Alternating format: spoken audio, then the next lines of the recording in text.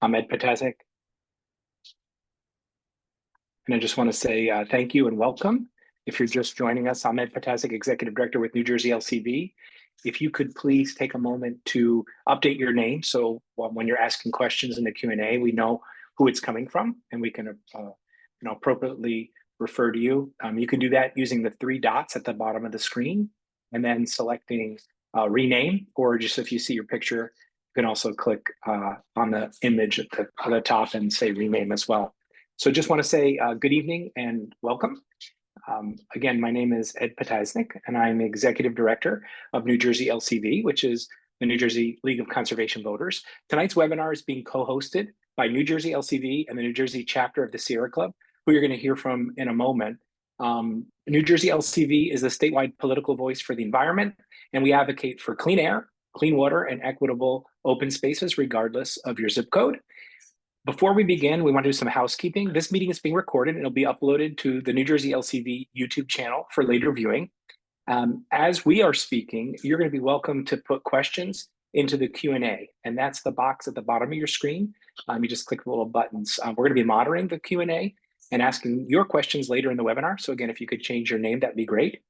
We please ask that you keep the questions appropriate and reserve the right to remove anyone from the webinar who's using inappropriate language. We also want to thank our amazing partners tonight, those of us who get a chance to work together with amazing organizations. So co-sponsors of tonight's event include the Pinelands Preservation Alliance, New Jersey Conservation Foundation, the Association of New Jersey Environmental Commissions, Rethink Energy New Jersey, Climate Revolution Action Network, the New Jersey Highlands Coalition, and the New Jersey Sustainable Business Council.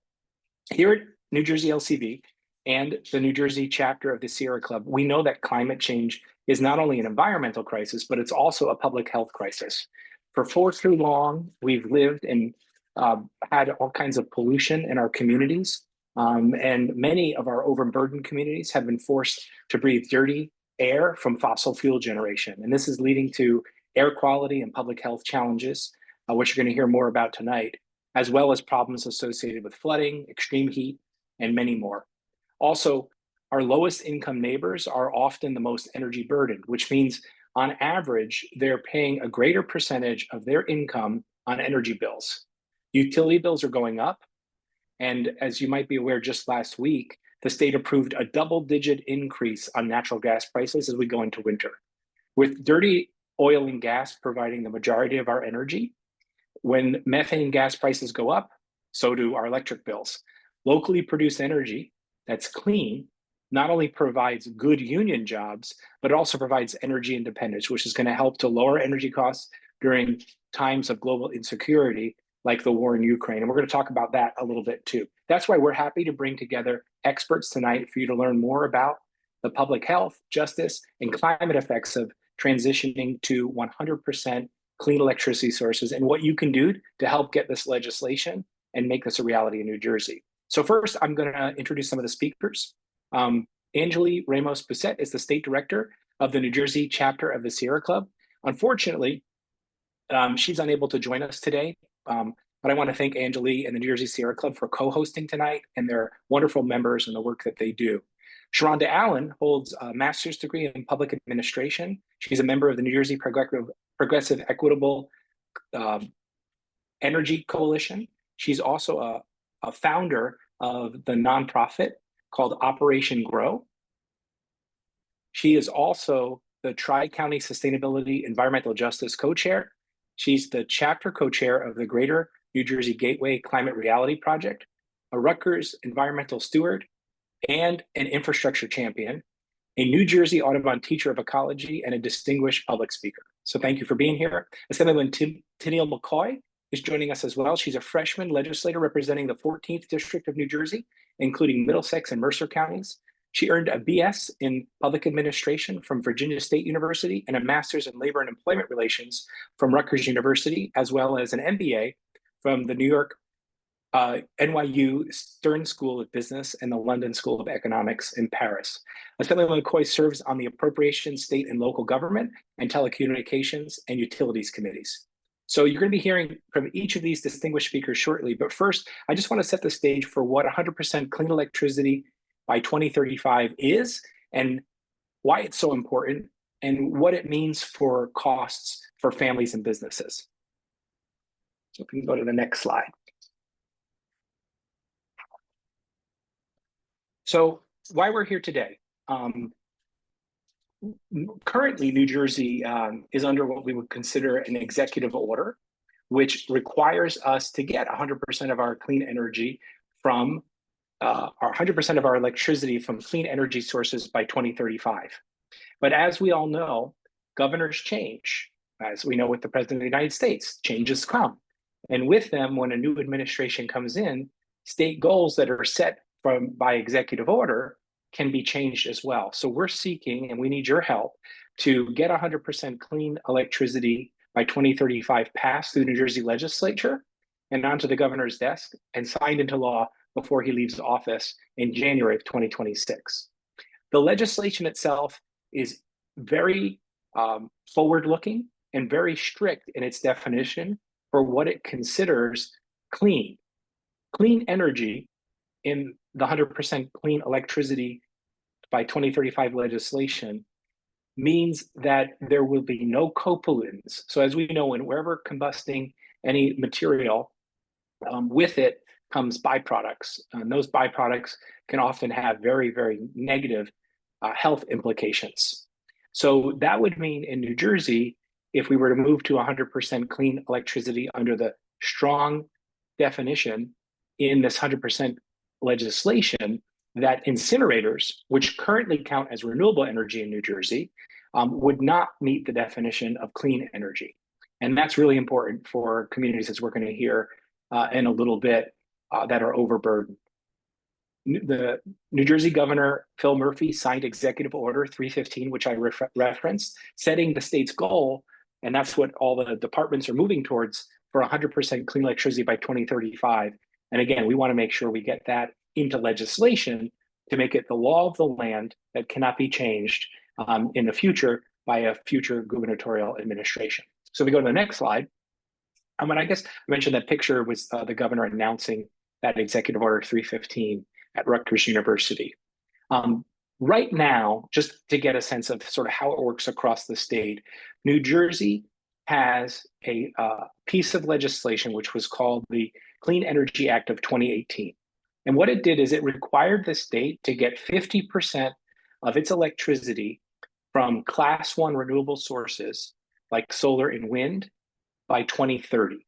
So that's really important. It says here 100% by 2050, but that's actually an executive order the governor is signing in that photo. It's not actually related to the Clean Energy Act of 2018. So they're just sort of two different ideas. So on the books, in law, 50% of our energy by 2030, so in the next sort of 6 years, will be from solar and wind. So that's important to know. Also, in 2021, the New Jersey Solar Act was passed, which required the state to get 3,750 megawatts of solar by 2026. So that's also in the bill does. So the governor signed an executive order committing New Jersey to 1,100 megawatts of responsibly developed offshore wind by 2040. So those are the pieces of legislation. If you add all of that up, including we get almost 40% of our energy from nuclear, the wind and solar plus the nuclear gets us roughly to about 90% clean electricity by 2030 under current existing law. So what the 100% by 2035 legislation is looking to do is to set the target for that next 5 years to get the remaining 10% of clean, in this case, renewable energy in that last 5 years. So that's really important for us to understand. The do nothing is we get 90% clean electricity by 2030. We're pushing to get 100% by 2035 to get that last 10%. Really important for our state. So if you go to the next slide, how does this affect our wallets? We know affordability and the economy are important issues for folks. And so I wanted to explain a little bit about where we are today. Electricity customers would pay less in 2035 than they did in 2019 for their electricity supply, based on the research by Princeton Zero Labs in a 2023 study for the 100% by 2035 legislation as it currently stands. So I think it's important to know this is based on research and folks really crunching the numbers, that moving to clean energy will actually save money than how we're currently getting our energy today. In addition, we're going to create a lot of really great jobs here in our state that can't be outsourced. These are not jobs that you can offshore. These are jobs in our local communities that are predominantly union jobs paying family sustaining wages. We expect 24,000 jobs directly in building, operating, and manufacturing electricity generations from the clean energy economy by 2035 if we go forward with this legislation. So we have some nice images helping folks understand it. If you go to the next slide. So how do costs compare from different sources? This is a graph that shows over time a number of different electricity sources. Now, the power that comes to your home, if you're using the general power, comes from lots of different places. You'll see they're ranked from highest cost to lowest cost in the graph. So nuclear is the purple color. Currently, in 2023 data, just from last year, is the highest cost per megawatt hour. The next one is natural gas peaker plants. These are plants that are used on really high air conditioning use days or high heat days where our demand is at the highest. They're usually our dirtiest plants, and they get paid to not operate as well as paid to operate when the demand is very high. And then the next most expensive form of electricity is coal. Then you see gas in yellow, combined cycle. And then you see utility scale solar very close in its price to onshore wind. When 2023 onshore, which means land-based wind, was actually the cheapest. But solar was right there behind it. I just want everyone to know on this call, there's a lot of folks here who care deeply about our climate, about our health, jobs, the economy, energy independence, and of course, making sure that New Jersey is a leader in this region. Folks talk a lot about costs. Right now, the cheapest energy is actually onshore wind and solar. It is cheaper than gas. And I mentioned earlier in the introduction that the BPU of New Jersey just approved a double-digit rate increase for dirty methane gas just as we enter the winter heating season. This is not a cheap source of energy. And with energy efficient heat pumps, folks that are completely electrified using electric heat pumps for heating and cooling and getting their energy from solar and wind, we're going to see big benefits to our bank accounts, our wallets, and our budgets. Also notice in this graph, if you go over to the left, most of the graphs start higher and get lower with time, with the exception of nuclear, which is getting more expensive. You'll notice a really steep curve for solar. When solar first came out, it was very expensive. And with time, the technologies were able to be expanded, competition, different sorts of systems were set up for the supply chain. And solar is now pretty much one of the cheapest forms of energy that we have. We expect the same thing for wind. In New Jersey, we don't have onshore or land-based wind. We're moving towards offshore wind. We expect it to be a little bit more expensive in the beginning, and then with time to drop very similarly to solar. And again, the Princeton University Climate Lab research study showed that if we move forward with 100% clean electricity by 2035, you'll be paying less than you're currently paying. So if we go to the next slide. So there are also extra benefits under the Inflation Reduction Act and federal programs. The cost of regional solar and wind resources is projected to decline substantially. Current electricity is powered by natural gas, and we see all kinds of volatility in the fossil fuel markets. That's oil and gas itself, particularly with the war of Russian aggression in Ukraine. We have seen electricity prices going up year after year. Electricity in our state, in New Jersey, is on a 3-year rolling average. So we're seeing price increases today from resource demands from a year ago and 2 years before that. And it's a ton of instability. Current electricity is too expensive. And what we're seeing in the math here, and the math speaks for itself, is that moving towards clean energy is actually to help stabilize our prices and save us money in the long term.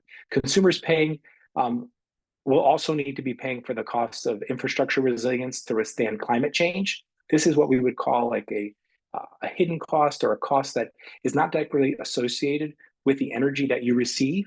But if you have a home in an area that's battered by flooding, if you have a home in an area that's on the shore and hit with sea level rise, those are costs that you actually pay. And one other piece that I'll mention in costs before we go to the next slide is there are additional savings by moving towards clean energy, and that's the savings in health.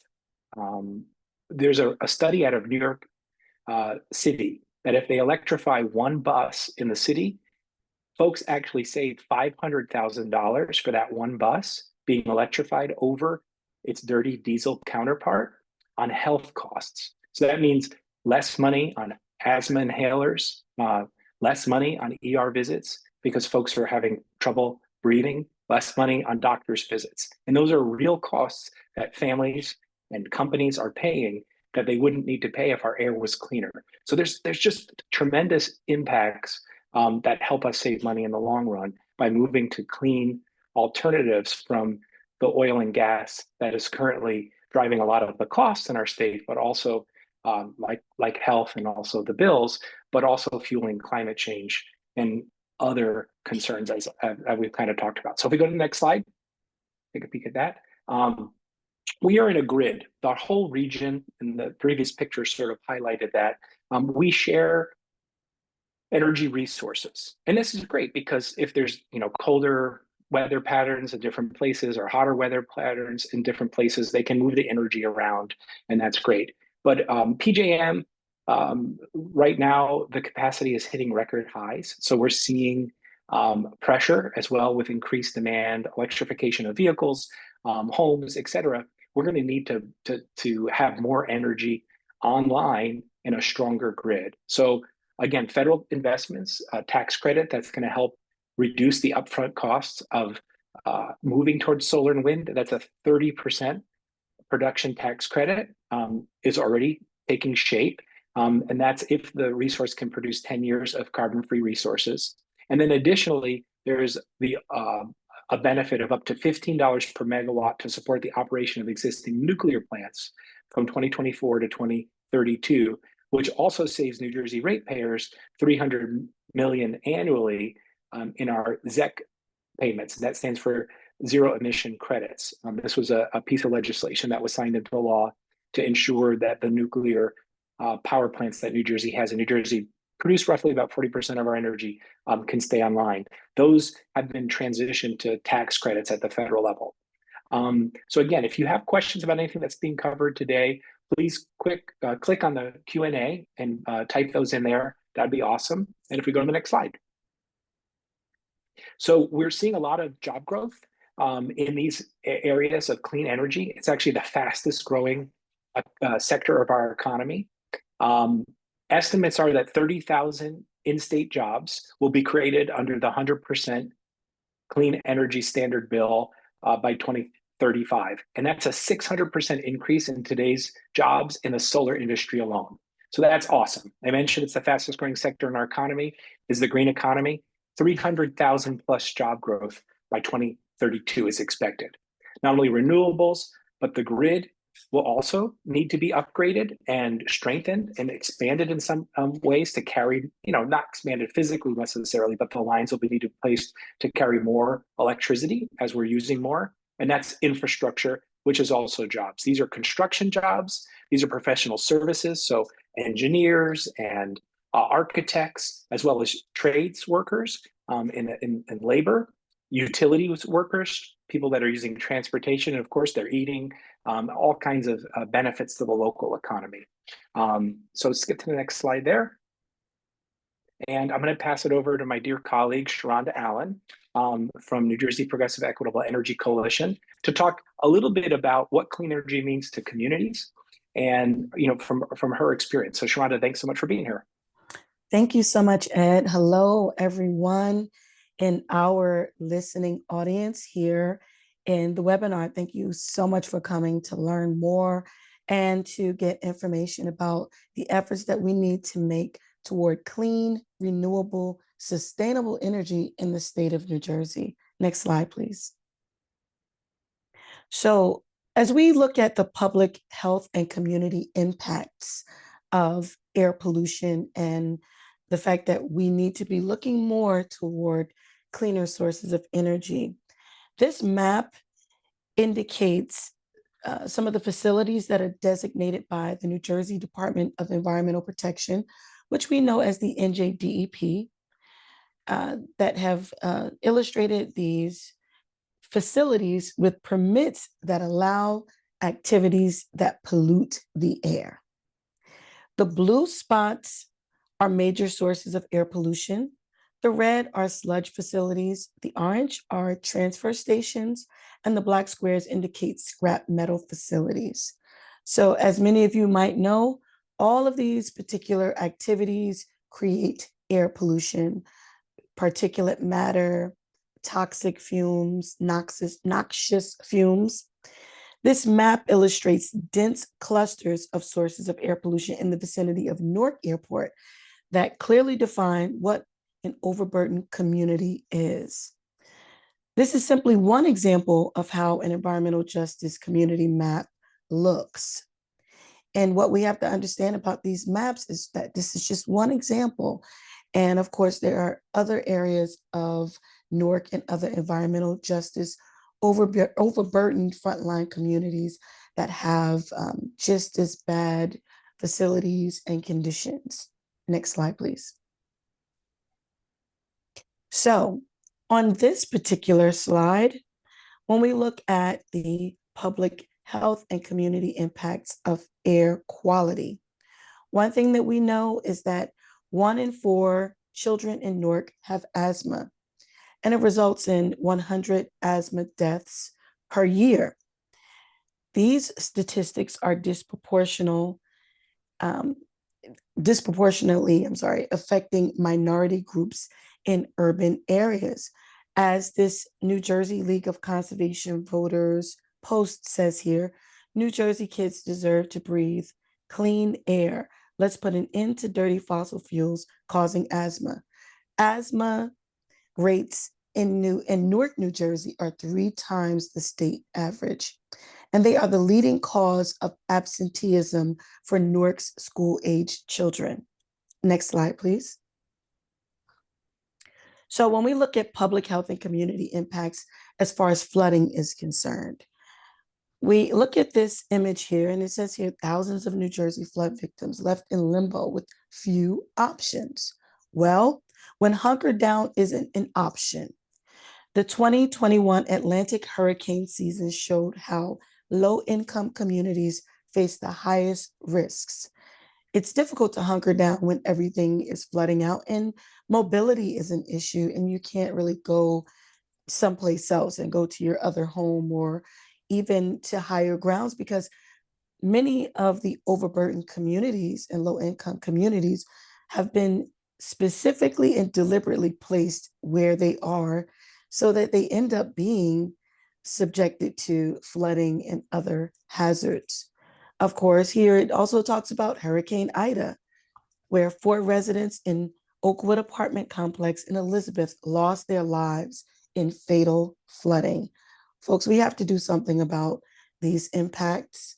And I thank you all for listening to my contribution here. Thank you so much. We're going to next go over to Assemblywoman Tennille Mccoy. And Assemblywoman, I think you've had an opportunity to join. Hello, how's everyone? Doing great. Thanks so much for being here. Good, good. So I'm Assemblywoman Tennille Mccoy, and I've had the privilege of representing New Jersey's 14th district. So I'm born and raised in Hamilton Township. So I have a little bit of Mercer, a little bit of Middlesex. Truly honored to join you guys this evening to discuss the journey of clean energy. And so that journey is what is so important for us to be able to shape health and economy and the future of our community. So as a lifelong advocate for fairness, equity, I'm passionate about that intersection of our environmental policy and social justice. I believe that clean energy is not just about the environment, but it's also about uplifting our communities and addressing some systematic inequalities. And that's some of the things that we already talked about tonight, but also creating opportunities that benefit everyone, no matter their zip code. And so let me just talk about public health and the community and that impact of the community and the current energy systems and the kind of transformation that we want to work towards. So New Jersey has made some significant strides in reducing emissions and embracing cleaner technologies. But there's still so much work to be done. And right now, many of our communities are living with a harsh realities of fossil fuel pollution. So statewide, asthma has claimed more than 100 lives each year, with the burden of, falling disproportionately on minority groups and residents. And so we want to be mindful of that. The air that we breathe, just in District 14, tells a very similar story. So Mercer County is unfortunately getting a grade F for air quality within the American Lung Association, in Middlesex County, slightly better, but earning grade C. And so these grades are not just letters, but on a report card, but they represent the lived experiences of our friends, our families, and our neighbors. And so they represent children that are missing school each and every day due to asthma attacks, or parents who worry every day about the health of their loved ones. So clean energy, our future, changes all of that. And we want to make sure that we kind of take a look at how clean energy can really shift the way that we live and the way that we think. But by transitioning away from dirty energy sources, we want to significantly reduce those pollutants that increase asthma and heart disease and other respiratory illnesses. So this means fewer emergency room visits, fewer missed school days and work days, and a healthier quality of life for everyone. But the benefits of clean energy don't just stop with the health. They extend to our economy as well. So clean energy is one of the fastest growing sectors in our state. And I'm an HR executive. So for me, this is really important. My bread and butter is building talent pipelines. So clean energy within New Jersey expected to create over 30,000 jobs in the solar industry alone. So I think that's incredible. And that's something that we really want to be able to take a look at. That's about 600% increase from where we are today. And it's not just limited to solar. So it's jobs in construction and infrastructure. And we've spoken about this, but also professional services, transportation, and utilities. And I forgot to say that I sit on appropriations, I sit on telecommunication, utilities, and state and local government. And obviously we have conversations about this quite often. So this isn't just an environmental issue, but it's also an economic issue. So clean energy creates careers, good paid positions, long-term security, and it's going to build a stronger and local economies and give our families the resources that we need to thrive. So let me just talk really quickly about why clean energy is so important for our communities, particularly here in the 14th district, and how it's going to go across the state. So during my time at the London School of Economics, I did a capstone project, and that capstone project was actually about extracting the oils from Jatropha plant, which is primarily converted into biodiesel. And so that is another renewable, sustainable fuel that can be used to that alternative or traditional diesel fuel derived from your fossil sources. So fossil fuels have powered our society for decades, but they've come with some steep costs. And those costs isn't just about paid in the form of higher bills, but it's also paid in the form of destroying our homes, lost lives, and diminished opportunities. So my childhood home is located on Assapequa Creek. My family has dealt with or combated with numerous floods. In 2021, Hurricane Ida was a stark reminder of how vulnerable our communities are in climate change. And so the entire neighborhoods were submerged and countless families were left and to pick up those pieces. So it's really important for us to remember how climate change have been affecting our communities as a whole. So we want to be on that path of clean energy, and we want to be on the path of greater resilience. And that means building infrastructure that can withstand the storms of tomorrow and creating systems that keep the lights on. Even in the face of natural disasters, it's about ensuring that our families are protected, our businesses can remain open, they can recover quickly. Our most vulnerable population and neighbors are no longer left behind. So this is a very, very important topic on tonight. And I thank you guys so much for allowing me to be a part of this, but very, very important that we come together as a community. We're going to need all of our elected officials, community leaders, business owners, and residents to work together in every step of the way, whether it's advocating for renewable energy products, participating in community discussions, and simply sharing information with our neighbors and bringing us closer to a cleaner and healthier future for all of us that we deserve. So thank you. Well, thank you, Assemblywoman. I really appreciate it. If you can bring back Sharonda as well, we're going to take questions. Folks have been putting stuff in the chat in the Q&A feature. So if you have a question and you haven't put it into the chat just yet, please do that. And I should say specifically in the Q&A. One question was a clarification. Bill had asked about the chart that I put up with regard to the different energy costs, and were they including recycling the solar panels or production of the solar panels. And I would say in our case, we are using something called the levelized lifetime cost, which means a couple of things. One, production and disposal. Two, also over the course of its existence, right? Because you build a solar panel and it lasts however many years. And if it only, lasted a year, that cost is really high, because the panels themselves, you have to make them and install them and et cetera. But over the 25-year lifespan, that levelized cost starts to come into perspective. And so that's what we presented the data. It is, I wouldn't say 100% in unanimity that folks are going to say, I agree with the methodology used to come up with the levelized cost that you're using, but is, using the same factors, a comparative cost analysis. So I think that, helps folks to understand, proponents of fossil fuels, which are well-funded, the oil and gas industry, have done a lot to confuse the public on a whole host of issues around clean energy alternatives. And there was another question in the chat as well that had to do with offshore wind particularly, and its impact on wildlife. And it was a question by, let me see where it come from. Thank you guys for adding new ones, which means they skip around a little bit.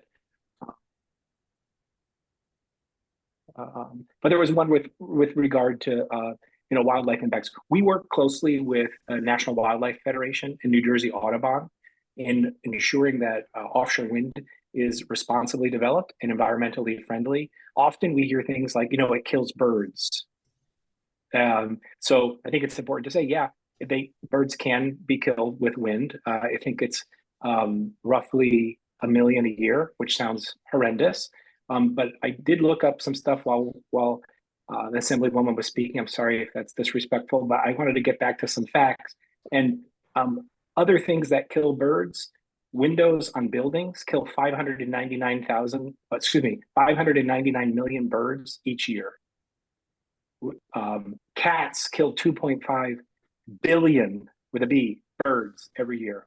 And so when someone who's trying to sell you a product, oil or gas, is telling you about one of the negative implications, but not saying we should eliminate cats, which are killing 2.5 billion, you've got to understand they're cherry picking data and forgetting the other fact, which is folks that are living in communities where they're burning fossil fuels are 4 more times likely to have asthma or cancer or heart disease.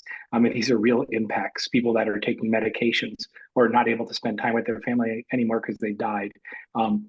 So I did want to sort of point that out. But one question that came up a couple different times, and I think it was Ted. Sorry, Ed. Yeah, go ahead, Sharonda. Can I just add to the wildlife impacts of offshore wind? Yeah.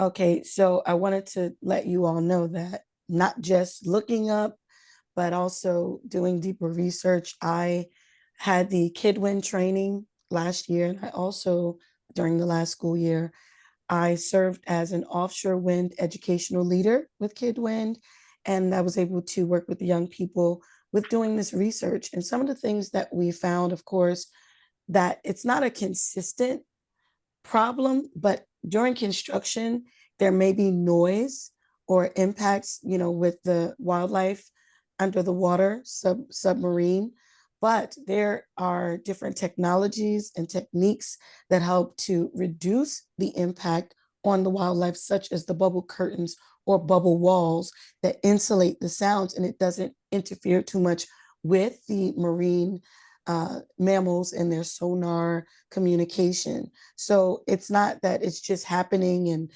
there's a problem. No, there are ways to mitigate the noise pollution.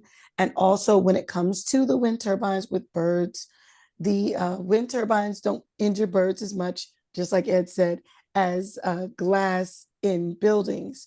So the wildlife are not affected so badly. But when we look at the trade-offs, comparing offshore wind to fossil fuel production. Fossil fuel production is way more detrimental to humans and wildlife because you don't have the possibility of major oil spills like the Exxon Valdez. I remember that when I was a kid, and some BP, of the others, or the BP oil spills that kill way more wildlife than any wind turbine. So we have to understand that oil spills do happen very often, very frequently. They're not as, publicized, but they are, fossil fuels are much more dangerous for producing energy than wind turbines for wildlife. No, thank you for that. And I appreciate you working with the students on it as well. Thank you. Assemblywoman, do you have anything to add? Yeah, Ed, and I think there also are some mitigation measures that we can put in place. So site selection, so careful planning and site selection is really, really important to avoid kind of those critical habitats, monitoring the program before, during, and after construction, and then those seasonal restrictions. So timing construction activities to avoid sensitive periods for wildlife is really critical as well.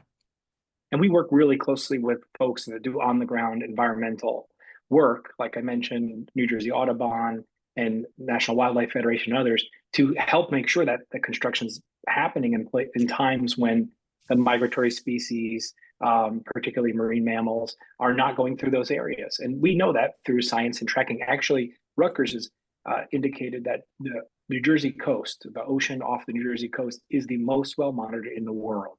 We have more sensors and active tracking than any place else. So, science is really leading the way, and we need to continue to do that. There was a couple questions here. There was Mikey, and then also Ted, a couple others who asked about President-elect Donald Trump. So I thought maybe I would turn it over to Assemblywoman McCoy, a new incoming Trump administration at the federal level, Governor Phil Murphy here at the state level, who's been a strong champion of cleaning up our air, moving away from oil and gas to clean energy alternatives like solar and wind. Even the legislature has been looking at wave energy and some other emerging technologies.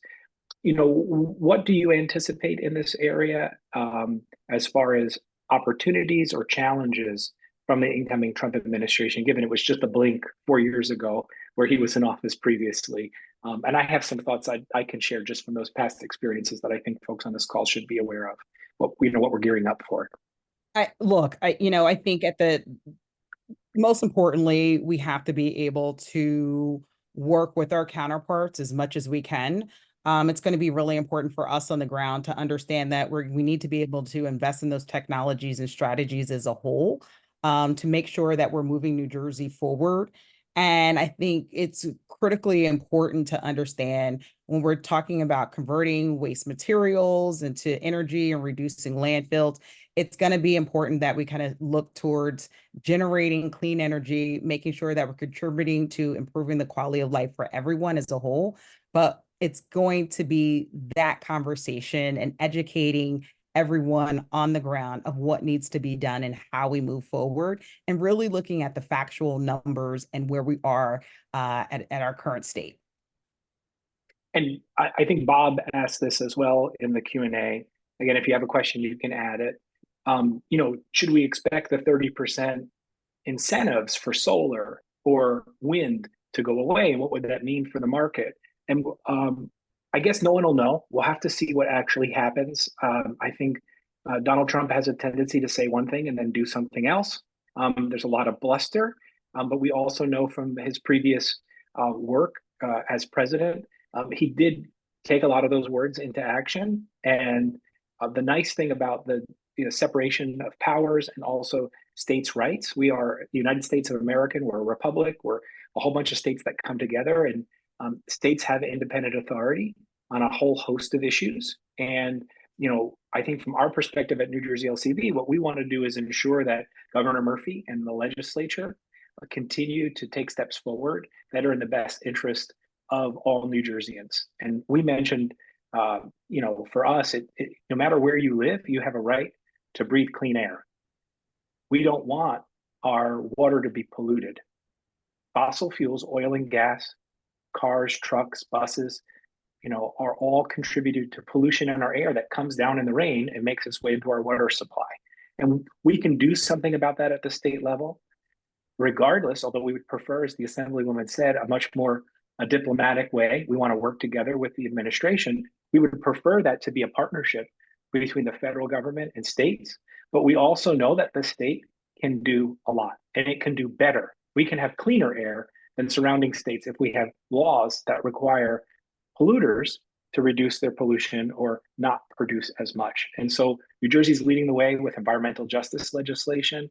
It's the nation leading, and in clean energy as well. And my hope, and we need all of the folks on this call that are joining to learn more, to join us to keep moving the ball forward towards the clean energy future. And that there's nothing that the Trump administration can do to stand in the way. I mean, they'll try, of New Jersey taking its own path forward and walking its own destiny towards a clean energy future to protect our coast. Of course, we would love to do that together with other states and the whole United States, and quite frankly, internationally. But everyone can do their part, the local governments, counties, and the state as well. I think the tax credits are one piece that has been mentioned. I will say there was one Republican in New Jersey, Representative Tom Kean Jr., who signed a letter to the Speaker, Mike Johnson, and said, do not repeal the Inflation Reduction Act in its entirety. There are a lot of programs in there that benefit my community and my state. And so all of us can thank him for his leadership on that. And we hope other Republicans and Democrats join together to preserve critical components of the Inflation Reduction Act, even the whole Inflation Reduction Act in its totality, that help to improve the quality of life for families across the country. We see this, a lot of places are having major investments, all different kinds of communities. So that's a good question. I think it's top of mind for everyone, but it's going to be really important that we all work together. It's going to be really important that we have local voices from real people, elected officials, advocates, all being appropriately heard, so we can make progress, I guess is the best way to say it. And also protect our own lives. People are dying because of climate change. Elizabeth, New Jersey, and Hurricane Ida saw 4 people drown in that flood. And they were low income, people of color, limited mobility, disabled, living on the first floor of low-income housing, affordable housing, built in a floodplain, but got flooded out because of climate change. So we can change all of this by working together. All right, lots of great questions in here. This is interesting. Sharonda, I know you have an education background here. So this is from Edwin. Edwin is a supervisor in a public school in New Jersey, and considering that the green economy is the fastest growing sector of our economy, are there any plans to partner with high schools that have career technical education programs to help develop our future workforce? And then I'll pass it over to you, Assemblywoman. Oh, so Ed, thank you for sharing that question with me. Well, number one, we do have climate change standards in New Jersey SLS. And what's interesting about it is that it does talk about clean energy and offshore wind. I'm actually currently writing high school offshore wind lesson plans with Kid Wind for the New Jersey Department of Education. And there are a few organizations, such as Operation Grow, my organization, who has been teaching young people about offshore wind and about these clean green careers. And you know, I was working with some of your young people in Franklin, and they loved it so much. They were able to do a lot of the exhibiting of the work. And there are various organizations that are ensuring that they are partnered with some of the labor unions. For example, with offshore wind, the Carpenters Union is very much involved with, you know, preparing folks for those sorts of careers. Of course, there are electricians that are needed. So even if you're not going to climb the towers, the turbines, there are so many other careers within this offshore wind industry. So yes, things are being worked on. There are some things out there, but for those who are not in the mix of it, the way some of us are, we'll have to put you on a list, maybe LCV, so that some of these opportunities can be more widely shared with educators. In my circle, in my scope, I'm always talking about it. I'm always dealing with it, but there are lots of lesson plans when it comes to teaching educators and the educators educating children. That means that I need to do another workshop about it because I've done a few. So just sign up for LCV and we'll be in touch, right, Ed? Yeah, thank you. And we can put a chat too in the a link in the chat as our general email. If you have any interest in getting involved, we have folks that would love to talk to you, including myself, Sharonda. We worked really closely with New Jersey PEEC. Thank you for the great work you're doing there. You're welcome. We all need to be like doing all kinds of stuff over the next few years together. So get active. We'll hope to tap into your energy with some of our structures and keep making progress. Assemblywoman, so the question here was on education programs in the schools and linking up career technical education training for those future jobs. So, Ed, like I mentioned before, my background, I'm an HR executive, and so human resources executive. So building talent pipelines is my bread and butter. So building those talent pipelines for green and clean energy positions is so important. It's essential that our schools are preparing our future leaders for these careers that are rapidly growing. That's a rapid growing sector. And so it's the curriculum integration. It's the looking at our STEM schools. So I'm on the board of Mercer County Voc Tech School. I just actually left a board meeting. And this is the conversation that we're having. What instructional, tools do we need to be able to put in place? What career paths are available, and how do you actually establish those career paths that guide students through various green energy fields, such as solar, wind, energy? And so one of the things when I was assistant commissioner at labor, it's always super important. And Sharonda just mentioned, but working with our unions and creating those apprenticeship opportunities are pretty critical. So if we can create internships and apprenticeship programs and opportunities, I think it goes a very long way. But just having workshops, guest speakers as well within our schools. And I love a good field trip, Ed. I think those All right, let's go on one. I do. I love a good field trip. It is something that I do very often as a legislator. It's so important for me to be on the ground and seeing the work that's done and what are some of the critical issues and how I can help resolve some of those issues. But doing the site visits, being on the field trips, incorporating our students in that, that is a great way to be able to spark energy and make them more have a better understanding of what's happening around them within society as a whole. So Yeah, we have to take some more young people down to Paulsboro so they can see the turbine towers coming in from Germany and learning how we can utilize our open spaces here in New Jersey to produce the turbine pilings ourselves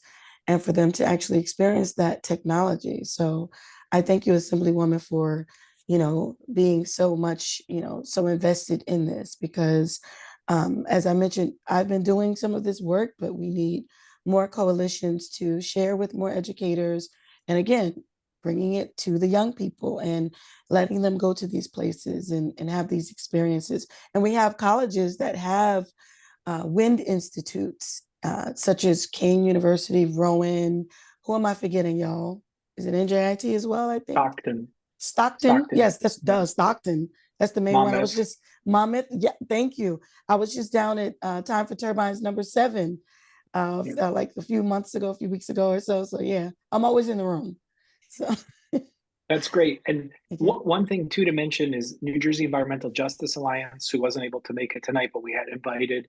They did a great job training program. Yes. Particularly, they're based in Newark, but they serve communities of color throughout the state.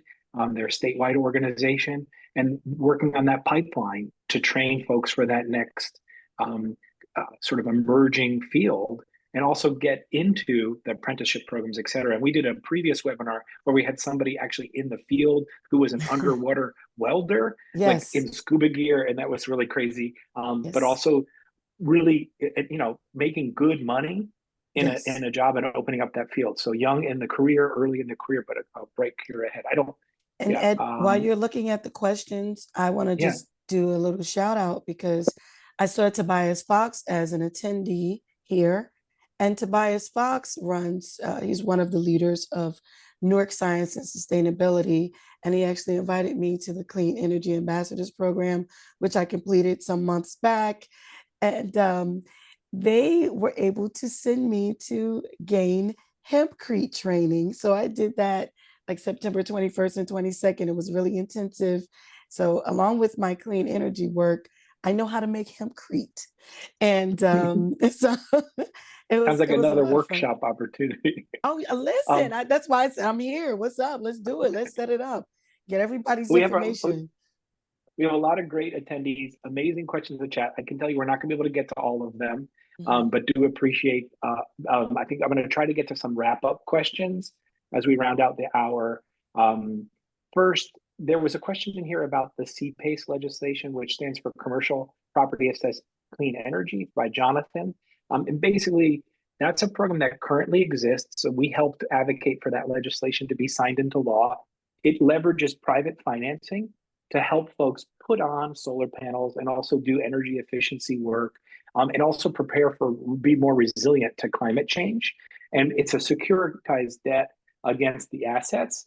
So it's a lot safer than like, a general solar loan or something like that. If folks are interested in learning more, I am very aware. I know we worked on that.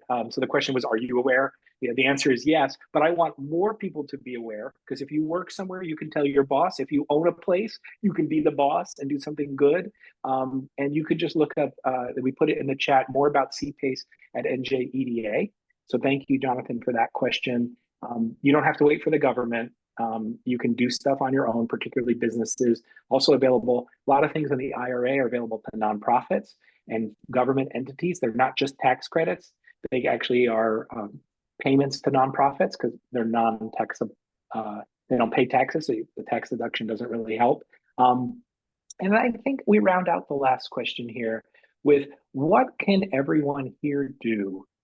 Clearly committed to moving forward with a clean energy economy, the good jobs that can't be outsourced that are created right here locally, mostly union jobs, the clean air that helps us be healthier, the energy independence from dirty fossil fuels from outside, and of course combating climate change. which is devastating commutes with more frequent intense storms, just some of the benefits. So I think that's really great to hear. What I am, with the final question, where did it go? Was basically like, what can we do to help? Which was a great way to sort of round up. I'm trying to credit the right person. But folks leaving here over the course of the next days, weeks, and months, maybe years. But we hope to pass this legislation in this session, which ends at the end of next year, even before summer break, before the budget. What can folks do to help advance 100% clean electricity by 2035? In all of your opinion, I'm going to go to the Assemblywoman, who is I should have mentioned this earlier, a co-sponsor of the legislation, one of the authors. So thank you for your leadership. I think you have a lot of personal experience as well as professional and elected official now experience. What would you advise people to do to advocate for this legislation through their members of the Assembly or the Senate? What does that look like? Yeah. So I think one, it's a collective effort, right? So it involves every individual community and our business leaders and government as a whole. And so there's a couple things that you can do as a constituent. One, we want to be able to better educate individual about things that are happening in our environment, things that are happening in our towns. I just actually got a call from some Robbinsville residents about a crematory that's happening in their, I believe it's on Route 130. And so they are very, very concerned about this because it's close to one of their schools. And so it is about having the conversation, bringing things to the forefront. How can we be of assistance in providing solutions? Maybe we can shift this crematory somewhere else within an area that's not close to a school. But these are some of the conversations that we can have. So you yourself, adopting renewable energy sources within your homes, whether it is upgrading your, appliances, choosing efficient appliances like LED bulbs. I mean, there are some really great things that you can do, smart thermostats. So there are some really great things that you can do yourself to be able to work through clean energy. And one of the things that is really dear and near to my heart, I am a cyclist. And so if I can cycle to work, I will. And I love it when I'm able to cycle to work versus driving my car. It is like absolutely the best feeling for me. So if you can do your ride shares, but if you can cycle, do it. I also have a road bike, mountain bike, and I have an electric bike. So I have it all. So for me, I think that is one of the ways that I truly I love doing it, but it is one of the ways that we can also help support our environment. So thank you, Ed, so much. I really appreciate it, and Sharonda as well. No, I appreciate your leadership and walking the walk every day on the bike, biking the bike, I guess we should say. We're also going to put some links into the chat if you're interested in signing up to learn more about how to work with us and New Jersey Sierra Club, the other co-host, as well as the organizations that are co-sponsors of tonight. Take a look in there. We also have a petition that you can sign to send an email to your elected official that says, I support 100% clean electricity by 2035. We plan to storm the Capitol and get in front of as many elected officials as possible and tell them, hey, look, I live in your community. I want cleaner air. Please support this legislation. Or if they're a sponsor, thank them. There's a lot of work ahead of us, but we have to work together. So if you're interested in getting involved, please send your information to the email address information@NewJerseyLCV. We'll share that with the folks working together on this important legislation. We work on all kinds of other issues, complete streets, making sure they're bikeable, walkable, and for cars and horses, quite frankly, too, and in some communities. But the most important thing you should know is there has been a shift at the federal level that's coming. We can make progress in New Jersey, but we can't do it without all of our help. Sharonda and I were advocates. The Assemblywoman is an elected official. We also need constituents, real people, businesses. Some people mentioned they work at companies and own them. we all need to be working together. So I'm hopeful from here we can continue to make that progress together. I want to thank you all for being here, for your tremendous leadership, all the activists who stayed with us and joined tonight. Thank you. Everyone have a wonderful and very happy Thanksgiving. And then we can continue to roll up our sleeves and work together. Thanks so much. Take care. Bye. Bye.